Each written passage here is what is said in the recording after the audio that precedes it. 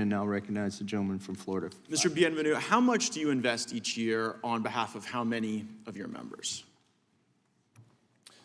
We manage a $500 billion portfolio on behalf of our 2.2 million members and beneficiaries. And you've highlighted your principal responsibility is return for those beneficiaries, right? Correct. Everything that we do every day is about generating returns to pay benefits. And you've worked there 20 years. You've been the principal deputy since 2020, right? I was named the Deputy Chief Investment Officer in August of 2020, or I'm sorry, in April of 2020. Okay, great. And so I think there's some parallels between what's going on with ESG and DEI. You don't deny that CalPERS has a DEI agenda, right? CalPERS is all about generating returns to pay benefits, and every topic that we approach is through that lens. Well, does DEI improve the returns to your investors? I think part of good governance of a company is having diverse perspectives brought to bear as they manage that company, and I feel strongly about that for the investment team that I lead. Also, we want diverse perspectives. And what is the evidence that you rely on for the belief that the DEI agenda will produce better returns? Is there any study, report, analysis? You know, as an investor, I read research reports constantly. I probably read 5, 6, 8 of them a day. So over the course of my career, that's probably been thousands. I know, I'm just wondering, is there one that kind of sticks out in your mind? You can say, Congressman, I'm here to do good by these 2.2 million beneficiaries, and my embrace of DEI, this is what I can point to as the evidence that's helping them. Every data-based study can tell lots of different things, and every data works that way. That's the way investing works. And remember that when we're focused on investing, we're focused on how we... Mr. Bienvenue, you can either cite a study or you can't. You can't, right?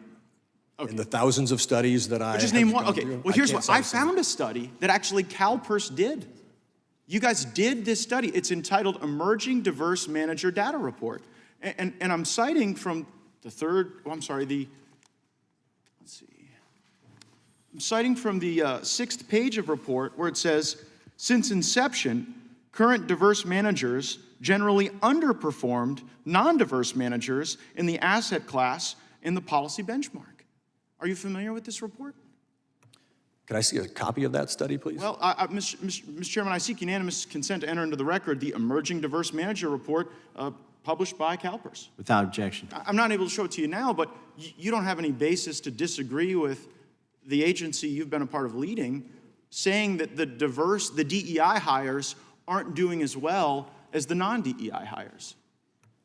As I say, when we think about diversity, we think about diverse perspectives being brought to bear on investment decisions. Right, but okay, so those are two different things, Mr. Bienvenue, because on one hand, there's provide returns for my investors, and what your own data says is that your DEI hires underperform there. And then on the other hand, you say, well, all these diverse perspectives are really important. But I worry about the market manipulation and the bullying, because as I review what CalPERS has put out under its own investment guidelines, you brag about the fact that you voted against 768 directors at the companies you invest in most recently, and then in the prior year, you'd only voted against 133 directors. So is CalPERS voting against people as directors for companies based on their skin color?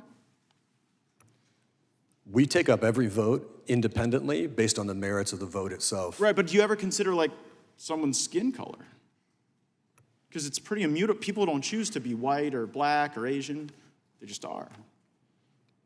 We choose based on what will make the best oversight. You're under oath here, company. Mr. Bienvenue. Can you deny under oath that CalPERS is voting against directors based on the color of their skin?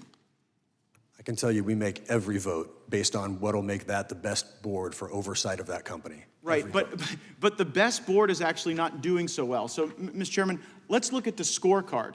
In the state of Florida, where we aren't pushing ESG and DEI, the Florida retirement system is netting a 7.5% notch for the fiscal year.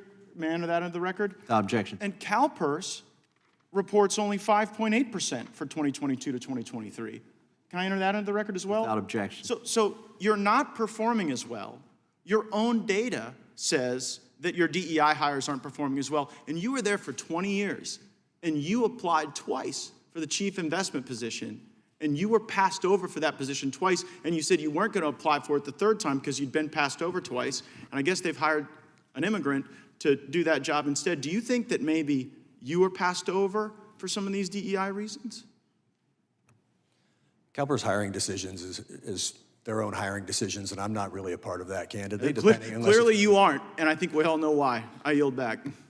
What purpose does the gentlelady from Wyoming seek recognition? I just ask for unanimous consent to submit 2 articles